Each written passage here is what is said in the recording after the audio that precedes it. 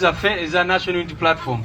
Nga bwe bategeezezza wano twagulawo emirundi 3, waliwo ebizimbe bingi nnyo nno mulaba ne tubisaanyaawo nga twagala tutandike from the ground.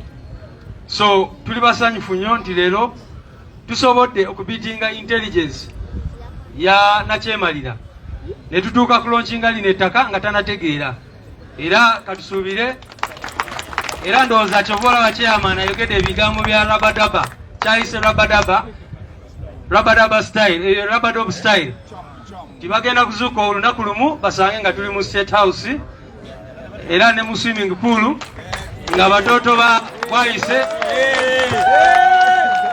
bali awo bakola ki bawuga banyumirwamu eyo. Ku nsonga ya accountability oba oli abantu gye batanyo tusaba twagadde leero tutangazeeko bamemba baffe ku bintu byetu achievinze oba bye tutuuseeko guno omwaka.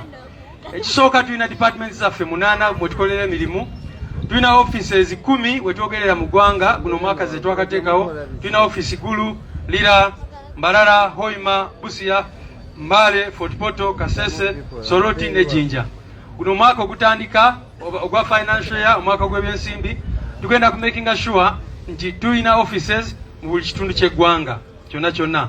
Era twebaza ababaka baffe, ba speaker, ba councillor n'abalala abagenda mu maaso n'okumakinga sure nti eyo mu district ez'enjawulo tulinayo offices zaffe. Offices zino zensomye ze zisasulibwa ekibiina oba ezirentingibwa ekibiina, naye tulina offices nyingi nnyo abakulembeze baffe ze barentinga. Ekirala emirimu gy'ekitebe kyaffe gigenda mu maaso. Mulabye meetings nyingi zetubeera nazo, branding n'ebirala. Mwatu guno omwaka tuguzeeyo n'ebintu ebimu ng'emmotoka, era wano emmotoka ezimu ze mulaba za kitebe kya NUP, era wano bambaddemu amagezi oba oli awo tuziwandiikeeko ekigambo NUP abantu baleme ozisanga eyo ne bazookya nga balowooza zi drone za busajja. Kawenkene ekisingira ddala banange tuguze lino ettaka nga bwe mulaba value ya wano musobola okugiraba nti eri waggulu nnyo, naye tusobodde kugula lino ettaka lyonna we tugenda okuzimba offices zaffe, era guno omwaka mu bbanga eritali lya wala tujja kutandika okuzimba wano ekizimbe. President waffe nga bwe bagambye agenda kubalaga ekizimbe kye tugenda okuzimba wano. Njagala kwebaza nnyo President waffe omulonde wa Uganda gwe mwalonda mwenna. Oyo nno atukkiriza okukozesa ekifo kye ekamokya okumala emyaka 4.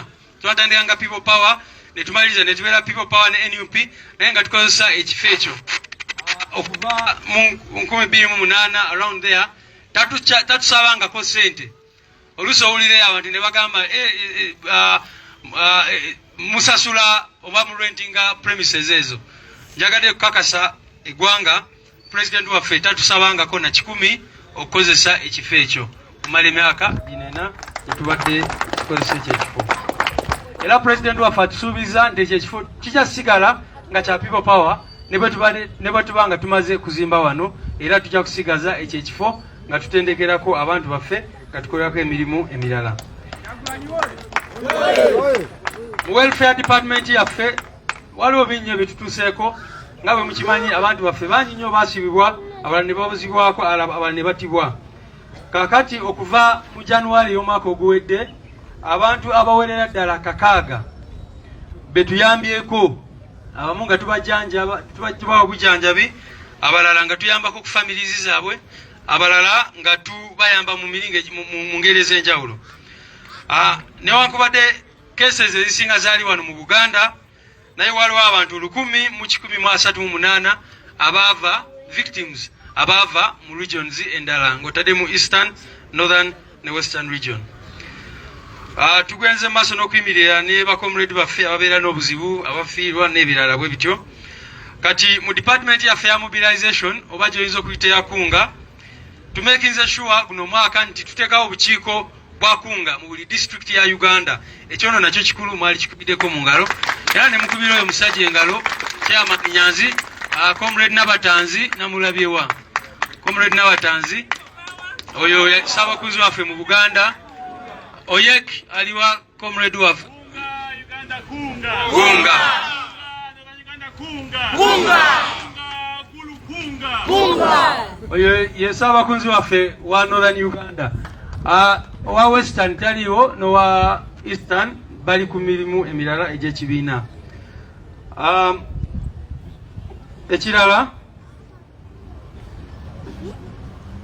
departments zaffe ez'enjawulo ng'otadde kati for example institution yaffe ekulemberwa Comrade Musiri yamakinze sure nti Guild University mu university zonna mu Uganda tuwangula over 70% obutundu 7 ku buli 100 obw'obululu tubadde tuwangula abakyala abavubuka n'abalala bonna bakoze omulimu gw'amaanyi era bangambe nti kandidate waffe w'Emakerere waali Dangote.